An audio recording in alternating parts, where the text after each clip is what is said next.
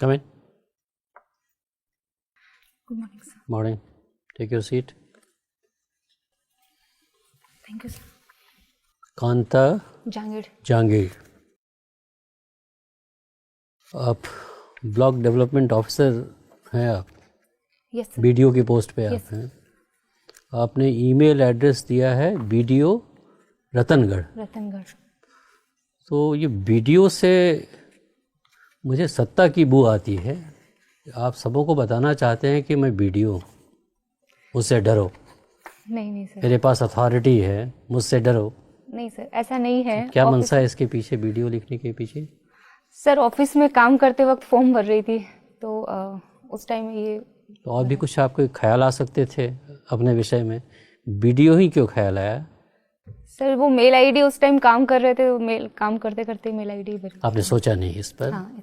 ये कहा जाता है एक लड़की पढ़ती है तो 7 जनरेशन्स पढ़ लेता है, और एक लड़का पढ़ता है तो सिर्फ अपने लिए पढ़ता है। Yes sir. आप बीडीओ के पद पर रह चुकी हैं, इस कथन से आप सहमत हैं? Yes sir. तो इस बीडीओ के पद पर रहते हुए आपने वुमेन एम्पावरमेंट के लिए क्या क्या काम किया? मैं इस पद पर हूँ, वीडियो के पद पर। मैं केवल महिलाओं के लिए ही नहीं हूँ, मैं पूरे ब्लॉक के लिए हूँ जिसमें महिला पुरुष सभी हैं। फिर भी मैंने महिलाओं के लिए जैसे मैं ग्राम सभाओं में जाती हूँ, मैं कोशिश करती हूँ जितनी ग्राम सभाओं का मैं हिस्सा बन सकूँ वहाँ मैं जाऊँ। वहाँ मैं महिलाओं से खुद बात करने की कोशिश करती हूँ, उनकी परेशानियाँ सुनने की कोशिश करती हूँ। इसके अलावा स्वच्छ भारत मिशन के दौरान मैंने महिलाओं से खुद जाके बात की। महिलाएं 50% जो हमारी जनरेशन है, उनसे बात करने के बाद में उनकी प्रॉब्लम सुनना, फिर उनके साथ में गाँव में जाना और उनको स्वच्छ भारत मिशन की जो बेसिक जो है कि ये केवल एक टॉयलेट बनाने वाली योजना नहीं है, इसको मानवीय गरिमा और स्त्रियों की गरिमा के साथ में जोड़ा। इसके अलावा जैसे महिलाओं के लिए फॉलिक एसिड, ये जो स्कीम्स है आंगनवाड़ी सेंटर्स पे सबला योजना है, इस तरह की स्कीम्स है, मैंने ये देखा कि इनका सही तरह से इम्प्लीमेंटेशन हो। और मैं मेरी मिलने वाली महिलाओं से जिनसे भी मैं मिलती हूँ तो उनकी सारी परेशानियाँ सुनने की कोशिश करती हूँ। जैसे कोई पेंशन के लिए अगर कोई वृद्ध महिला आती है तो उनकी मैं सुनती हूँ, उनकी पूरी हेल्प करती हूँ। राजस्थान के बारे में कहा जाता है कि women empowerment is also male dominated. आप तो काम कर चुकी हैं, आपकी क्या अनुभूति हुई है? अगर ग्रामीण क्षेत्र में हम देखें तो सर हम पूरी तरह से इनकार नहीं कर सकते इस चीज़ से, क्योंकि आज भी हम देखते हैं कि हालांकि जनप्रतिनिधित्व के रूप में महिलाओं को ग्रास रूट पर आरक्षण दिया गया है, फिर भी अभी भी पूरी तरह से महिलाएं सजग नहीं है, उनको उनके पूरे अधिकारों का उनको पता नहीं है। लेकिन फिर भी हम ये देखें तो सिचुएशन सर सुधर रही है। काफ़ी ऐसी महिलाएं हैं, काफ़ी ऐसे सरपंच है, प्रधान हैं जो खुद अपनी पंचायतों में इनमें कई काम कर रही हैं अच्छे। जैसे छवि राजावत है सोडा गाँव की, और अभी कुछ दिन पहले शबाना मैम जो हैं वो सरपंच के रूप में चुनी गई है, काफ़ी MB हैं, वो काफ़ी अच्छे काम कर रही हैं। तो धीरे धीरे सर जागरूकता आ रही है। भामाशाह स्कीम हाल फिलहाल में लॉन्च हुआ था, उसके बारे में क्या जानती हैं आप? भामाशाह स्कीम सर राजस्थान सरकार द्वारा चलाई गई फ्लैगशिप स्कीम्स में से एक है, जिसके अंतर्गत आधार नामांकन के साथ महिलाओं और स्पेशली महिलाओं का, बाकी परिवार एक फैमिली बेस्ड कार्ड बनेगा, परिवार का एक कार्ड बनेगा जिसमें सारी जो स्कीम्स हैं, ये मल्टी आइडेंटिटी कार्ड के साथ में ये मल्टीपर्पज़ कार्ड होगा। जैसे इसमें सारी स्कीम्स है, जैसे खाद्य सुरक्षा है, इसके अलावा पेंशन है, नरेगा है, और भी काफ़ी कई स्कीम्स हैं, वो इसके साथ में जुड़ेंगी, वो इसका मिंगल हो जाएंगी। तो एक अलग हर स्कीम के लिए अलग अलग कार्ड की जरूरत नहीं पड़ेगी, एक ही कार्ड से सारी स्कीम्स का काम इसमें चल सकता है। तो इस स्कीम के द्वारा विमेन एम्पावरमेंट भी हुआ है, हम देखें तो फाइनेंशियल इंक्लूजन भी हुआ है, और अलग अलग कार्डों की जरूरत नहीं है। ग्रामीण आदमी को खूब सारे कार्ड नहीं, एक कार्ड से उसका काम चल जाता है, तो मल्टीपर्पज़ कार्ड है। आपको जो फंड्स मिलता है विमेन एम्पावरमेंट के एरिया में, उसका सदुपयोग हो पा रहा है आपके यहाँ? सर सदुपयोग का उपयोग, अगर उसको उपयोगितावाद के हिसाब से हम देखें तो पंचायतों में काफ़ी काम हो रहे हैं, असेट जनरेशन हो रहा है, अगर उनका देखा जाए तो रोजगार निर्माण हो रहा है, और पॉवर्टी रिडक्शन भी हो रहा है। तो जो पैसा मिल रहा है उसका मोस्टली सदुपयोग हो रहा है। कुछ एक दो इंसिडेंट्स के कारण हम ये नहीं मान सकते कि उसका सदुपयोग नहीं हो रहा है। बट CNG की रिपोर्ट आई है राजस्थान पर 16-17 पे, जो ये कहती है कि साहब आप फंड तो आप यूटिलाइज ही नहीं करते हैं। आपको जानकारी है CNG रिपोर्ट की? सर सीएनजी रिपोर्ट तो मैं देखूंगी, लेकिन इसकी पूरी जानकारी नहीं है। लेकिन फिर भी काम सर, पैसा उपयोग हो रहा है, कुछ नहीं करते हैं, लेकिन हम कुछ इंसिडेंट्स के कारण ये नहीं कह सकते कि पैसा सदुपयोग नहीं हो रहा है। काफ़ी काम हो रहा है सर पंचायत में। कांता, कितने वर्ष से है आप वहाँ पे वीडियो? 6 साल से सर। 6 साल से है। तो आपने 6 कौन से अच्छे काम किए हैं ये मुझे बताइए। अपने ब्लॉक के विकास के लिए कौन से अच्छे काम किए? सर मेरे ब्लॉक के विकास के लिए मैंने जो केंद्र और राज्य सरकार की जितनी भी स्कीम्स हैं उनकी प्रभावी मॉनिटरिंग की है, ठीक ना। इसके अलावा कम्युनल वायलेंस जब हुई थी उसमें मैंने काफ़ी बढ़ चढ़ के हिस्सा लिया था और उसमें काम भी किया था। एसबीएम में हम लोग सुबह पहले निकलना 5 बजे निकलते थे और हमने उसमें काफ़ी महिलाओं का साथ लिया, बच्चों का साथ लिया, स्कूल जाके हमने काम किया था वहाँ पे। तो एसबीएम में हमने काम किया है। इसके अलावा जितनी भी स्कीम्स चल रही है उनकी फील्ड विजिट करना और उनका देखना कि लोगों को समय पर उसकी किस्त मिल रही है या नहीं मिल रही है, ये सारे काम देखना। अच्छा ये बताइए, आप तो चूरू एरिया में हैं, पंचायत समिति, हाँ, तो पंचायत में महिलाओं की भागीदारी कितनी है? सर सैद्धांतिक रूप से देखें तो पंचायती राज में महिलाओं का अगर जन प्रतिनिधित्व के आधार पर देखा जाए 50% है। 50%। हाँ। लेकिन व्यवहार में इसलिए अभी पूर्ण रूप से साकार नहीं हो पाया। लेकिन इसमें ये होते हुए भी सर, आरक्षण होते हुए भी मैं ये देखती हूँ ग्राम सभाओं में महिलाओं का अभी इतना पार्टिसिपेशन नहीं है। महिलाएं या तो आती नहीं हैं और अगर वो आती भी हैं तो अपनी बात कहती नहीं है। इस वजह से सर जो स्कीम्स, जो जेंडर बजट बनना चाहिए, क्योंकि ग्राम सभा का बजट जो है वो ग्राम सभा लेवल पे वो बनता है, तो उसमें महिलाओं के मुद्दे इतने नहीं आ पाते हैं। जैसे अगर महिला एक बात करेगी, पुरुष और महिला की सोच की अलग बात है सर, क्योंकि अगर महिला अगर अपनी बात करेगी तो पेयजल की बात करेगी, वो गंदगी की बात करेगी और वो शिक्षा की बात करेगी, इस तरह की बात करेगी। लेकिन अगर पुरुष अगर बात करेगा तो सड़कों की बात करेगा। तो ये अलग अलग सोच है। तो वो ग्राम सभाओं का जो बजट बनता है उसमें महिलाओं के मुद्दे इतने नहीं आ पाते हैं। तो ऐसे जगह जहाँ पे महिलाओं के मुद्दे ज़्यादा नहीं आ पाते हैं, इन जगह पे आपका वीडियो होना कितना सफल रहा है? सर एक इंसान एक दिन में सब कुछ नहीं कर सकता। मैं अपनी तरफ से पूरी कोशिश कर रही हूँ। मैं खुद भी जाती हूँ, मैं महिलाओं से बात भी करती हूँ और काफ़ी पार्टिसिपेशन बढ़ा भी है। पंचायत समिति की मीटिंग्स में भी मैं ये श्योर करती हूँ कि महिलाएं खुद आएँ, महिला जनप्रतिनिधि खुद आएँ और वो अपनी बात कहें। ग्राम सभाओं में भी मैं यही कोशिश करती हूँ कि मैं महिलाओं से बात करूँ। और इसके अलावा भी कई हमारे जो प्रोजेक्ट हैं, जो स्कीम्स जो चलती है, जैसे भामाशाह स्कीम है, उसमें घर घर हमें जाना था। राजस्थान संपर्क में हमें फील्ड विजिट करनी थी, तो वहाँ पे भी महिलाओं से हमने काफ़ी बात की है। चैनिका उनियाल पांडा नाम सुना है आपने? चैनिका नहीं सर, कोई बात नहीं। अच्छा मुझे एक चीज़ और बताइए, आप सीकर से भी नहीं, सीकर और चूरू दोनों में अगर शिक्षा के आधार पे हम देखें तो कौन ज़्यादा विकसित है? सर सीकर और चूरू में शिक्षा के आधार पर सीकर ज़्यादा विकसित है। आपने फिलॉसफी पढ़ा हुआ है ना? हाँ, दर्शन शास्त्र। अगर देकार्त और ह्यूम, इन दो के बारे में हम बात करें तो बताइए दोनों में क्या अंतर है? देकार्त संदेह को एक आधार बनाते हैं। संदेह को एक आधार बनाकर वो गणितीय विधि के माध्यम से पूर्ण ज्ञान की प्राप्ति का प्रयास करते हैं, संदेह रहित ज्ञान की प्राप्ति का प्रयास करते हैं। तो संदेह उनके लिए एक साधन मात्र है। लेकिन ह्यूम के दर्शन में संशयवाद काफी बढ़ जाता है। वो हर एक चीज पर संशय करते हैं, वो आत्मा पे भी संशय करते हैं। तो उनके संशयवाद उसमें साधन नहीं साध्य बन जाता है। तो ये दोनों में बीच डिफरेंस है। अच्छा, दोनों को अगर हम 2 शाखाओं में विभाजित करें, नॉलेज के, ज्ञान के 2 शाखा में, तो किस किस शाखा से दोनों को संबंधित करेंगे? सर देकार्त को हम संबंधित करेंगे बुद्धिवाद से और ह्यूम अनुभववाद से। अनुभववाद से करेंगे। अच्छा एक चीज़ और भी बताइए, आपने डायलेक्ट्रिकल मटेरियलिज्म भी सुना होगा? हीगल और मार्क्स, दोनों में क्या अंतर है? मार्क्स भौतिकवाद को आधार बनाता है, हीगल आध्यात्म को आधार बनाता है। वो आध्यात्म के आधार पर भौतिकवाद की स्थापना करता है। लेकिन मार्क्स के अनुसार आध्यात्म या विचार को आइडिया को हाँ, वो तो एब्सोल्यूट आइडिया क्या है? चलिए कोई बात नहीं। जी कांता, कैसा महसूस कर रही हैं?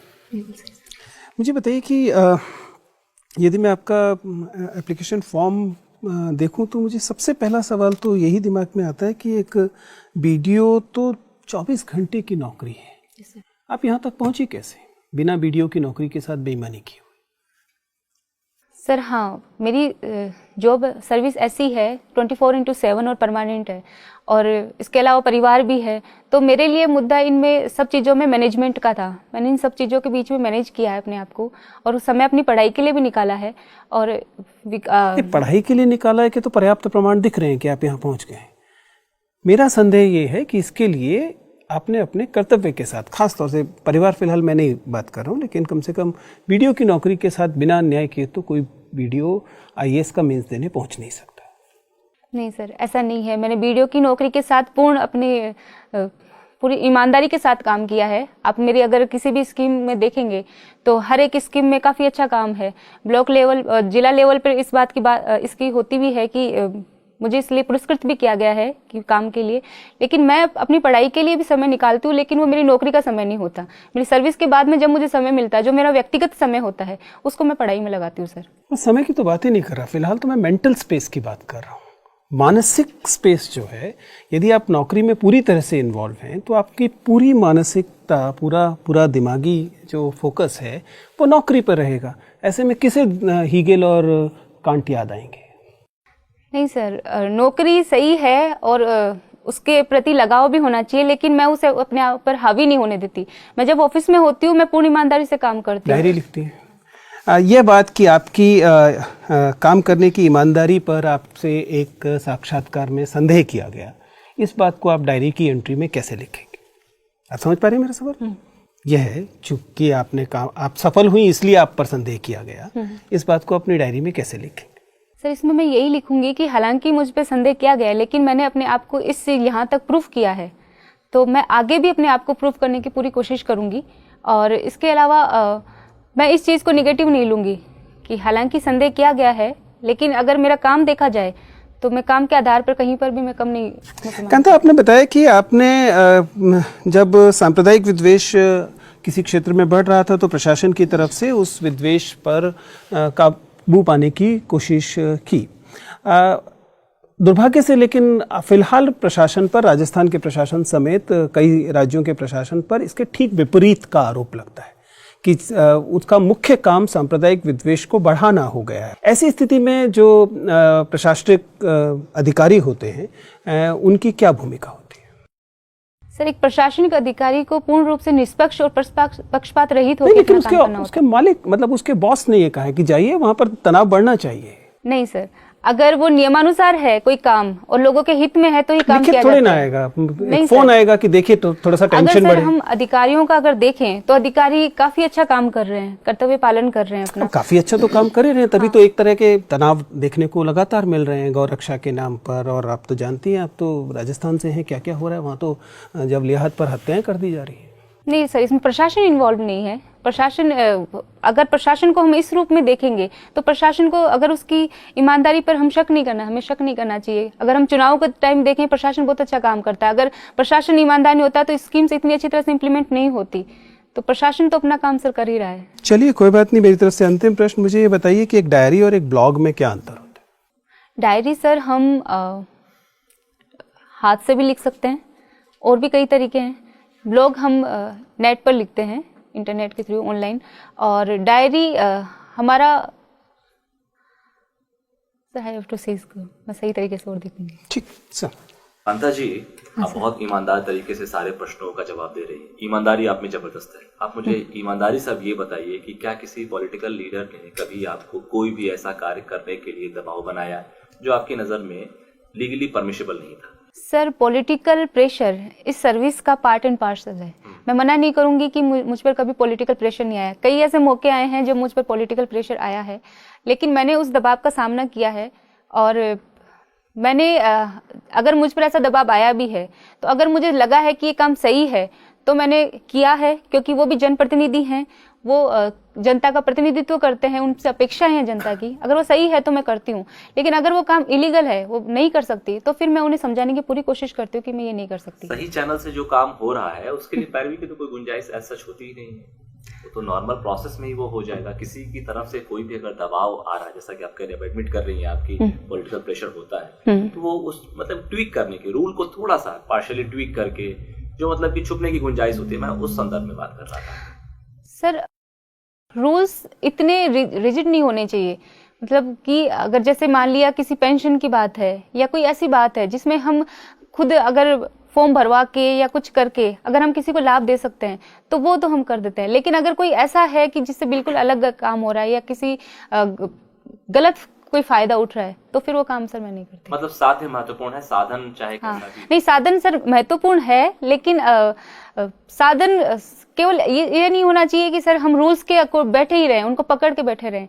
कई बार ऐसा होता है कि सर कई गरीब आदमी आते हैं, कई और भी तरह के काम होते हैं, तो उनकी अगर थोड़ी सी हेल्प कर दी जाए, जैसे उनका फॉर्म खुद भरवा दिया जाए, या जैसे पेंशन का है ऑनलाइन उनको करवा दिया जाए, या उनको कोई डॉक्यूमेंट उनको बता दिया जाए ये हैं, या उनको कह दिया जाए बाद में ये लेकर आ जाइए, तो ये उनकी हेल्प है। अगर इतना तो मानवीय दृष्टिकोण सर होना ही चाहिए। ठीक है।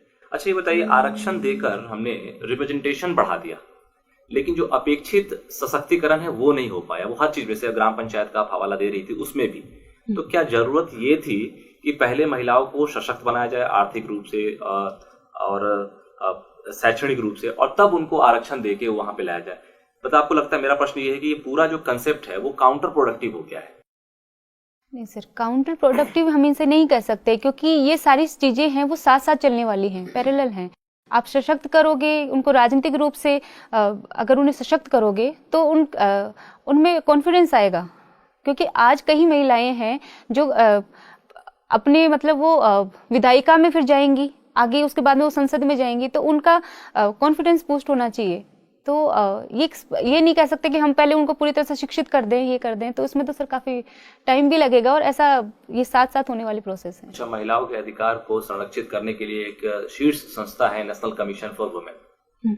आप मुझे बताइए कि इस संस्था के पास कोई अधिकार है ही नहीं कि जिसके अंतर्गत वो किसी को पेनलाइज कर सके, कोई एक्शन ले सके, तो ऐसी संस्था बनाने का क्या औचित्य रह जाता है? सर, इस सिविल न्यायालय की शक्तियां प्राप्त है। ये अगर कोई भी शिकायत है तो इनमें शिकायत की जा सकती है, ये जांच करवाती हैं, और इसके अलावा फिर किसी भी तरह के अगर डॉक्यूमेंट वगैरह हैं वो मंगवाते हैं। और हालांकि इनको दंड देने का निर्णय नहीं है, दंड देने का काम फिर अदालत का है सर, लेकिन इससे इनकी उपयोगिता पर संदेह नहीं किया जा सकता। महिलाएं अगर इस तरह के अगर होंगी नहीं संस्थाएं, तो फिर महिलाएं कहाँ अपनी बात कहेंगी? तो महिलाओं की बातों को सुनने के लिए, उनको अधिकारों के प्रति सजग करने के लिए, इनका काम सिर्फ शिकायत सुनना ही नहीं है, स्कीम्स भी हैं, उनके बारे में लोगों को बताना भी होता है, महिलाओं को जागरूकता पैदा करना भी होता है, तो इनकी उपयोगिता तो है ही सर। कांता जी, आप वीडियो हैं, तो ये बताइए कि अर्बन लोकल बॉडीज, समझ रहे हैं आप? अर्बन लोकल बॉडीज, इसमें कई राज्य सरकारों ने एजुकेशनल क्वालिफिकेशन लाने की कोशिश की है। तो आपका क्या मानना है, इसके क्या फायदे और नुकसान हो सकते हैं? अर्बन लोकल बॉडीज में सर शिक्षा का लाने का किया, राजस्थान में किया भी है, पंचायती राज में शिक्षा का उन्होंने किया है कि शिक्षित से 8th और 10th का उन्होंने किया है कि इतना शिक्षित होना चाहिए। मैं सर इसको पॉजिटिव रूप में लेती हूँ, क्योंकि अगर शिक्षित लोग आएंगे तो वो नियमों को अच्छी तरह से समझेंगे, एक युवा पीढ़ी आएगी। और सर इसका सबसे बड़ा फायदा तो मैंने ये देखा है कि कई प्रौढ़ व्यक्ति जो शायद शिक्षित नहीं होते या कोई नहीं लेते, उन्होंने भी पढ़ाई करी है और उसके बाद में उन्होंने डिग्री ली है। तो इसका कोई नुकसान नहीं है? आप नहीं देख रहे कि ये कुछ एक विशेष समूह को वंचित करेगा ऐसे पदों पे आने से? सर वंचित करने का इसमें ही नहीं है सर, क्योंकि क्या कुछ विरोधाभास नहीं है कि एमएलए या एमपी बनने के लिए आपको कोई एजुकेशनल क्वालिफिकेशन नहीं है, लेकिन आप पंचायत में आना चाहते हैं तो आपको एक कम से कम 10th पास होना चाहिए? सर हमने इसे ब्लॉक लेवल, इसको पंचायत लेवल पर हमने इसको इम्प्लीमेंट किया है ताकि इसके हम देख सकें कि इसके क्या फ़ायदे और क्या नुकसान हैं। और दूसरी बात सर, एक जनप्रतिनिधि अगर ग्रास रूट से ही पढ़ लिख कर आएगा, यहाँ से अगर सही होगा उनका बोलने का और उनका प्रेजेंट करने का, तो आगे फिर उसका सर फायदा आगे बढ़ेगा। तो ये सही है सर। आप फेवर में है कि एजुकेशनल क्राइटेरिया होना चाहिए। तो क्या ये आगे चल के एमएलए और एमपी के चुनाव में भी नहीं करना चाहिए एजुकेशनल क्राइटेरिया, या वहाँ ऐसे ही चलना चाहिए?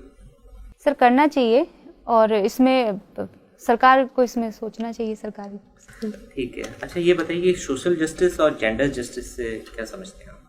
सर जेंडर जस्टिस में महिलाओं के प्रति होने वाले अन्याय को रोकना और उन्हें पूर्ण रूप से सहायता। अन्याय महिलाओं के साथ ही होता है? सोशल जस्टिस में इसमें सर फिर महिला, दलित और बाकी और पिछड़े वर्ग जो हैं, बाकी उन सब के प्रति अन्याय है। अच्छा, और अगर आपको चुनना हो कि सोशल जस्टिस पहले इस्टेब्लिश किया जाए या जेंडर जस्टिस, तो कौन सा आप चुनेंगे? मैं सोशल जस्टिस को चुनूंगी सर। और जेंडर जस्टिस नहीं? जेंडर जस्टिस उसमें आ जाएगा सर, सोशल जस्टिस में वो इंक्लूड है। अच्छा, एक और चीज़ ये बताइए कि क्या हम ये मान सकते हैं कि corruption is a necessary evil, जहाँ तक गवर्नमेंट का सवाल है, गवर्नमेंट की फंक्शनिंग है? सर करप्शन के लिए हम पूर्ण रूप से मना नहीं कर सकते कि करप्शन नहीं है, मैं ये नहीं कह सकती। कई ईमानदार भी हैं, कई बेईमान भी हैं, लेकिन करप्शन हर जगह पर है। हम ये नहीं कह सकते किसी एक डिपार्टमेंट विशेष में है, लेकिन करप्शन को नेसेसिटी नहीं मान सकते। करप्शन अल्टीमेटली करप्शन को हमें दूर करना ही चाहिए सर, इसे हम आवश्यक कैसे मान सकते हैं? ठीक है, थैंक ठीक है सर। कांता, आपने एमए किया है इंग्लिश लिटरेचर से, फिलॉसफी का भी ज्ञान अच्छा है आपका। एक पंक्ति मैं देता हूँ आपको, आप बताइए आप उससे सहमत हैं या नहीं, और सहमत हैं तो क्यों। कहा गया है कि our sweetest songs are those that tell of saddest thoughts. Do you agree with this statement? Yes sir. Why? Sweetest songs are those that tell us about saddest thoughts. Sir अगर हम किन्हीं का भी देखें, किसी भी, जैसे शेक्सपियर की ट्रेजेडीज़ हैं, हम उनसे कोरिलेट करते हैं। जब हम खुद दुखी होते हैं, जो हम इस तरह का साहित्य अगर हम पढ़ते हैं, तो हम अपने आप को उसके साथ कोरिलेट करते हैं कि वो हमारी खुद की फीलिंग्स हैं, हमें इस तरह का लगता है। तो वो पूर्ण ईमानदारी से प्रस्तुत की हुई भावनाएं होती हैं सर। बहुत बहुत धन्यवाद Kanta. Your interview is over, you can go.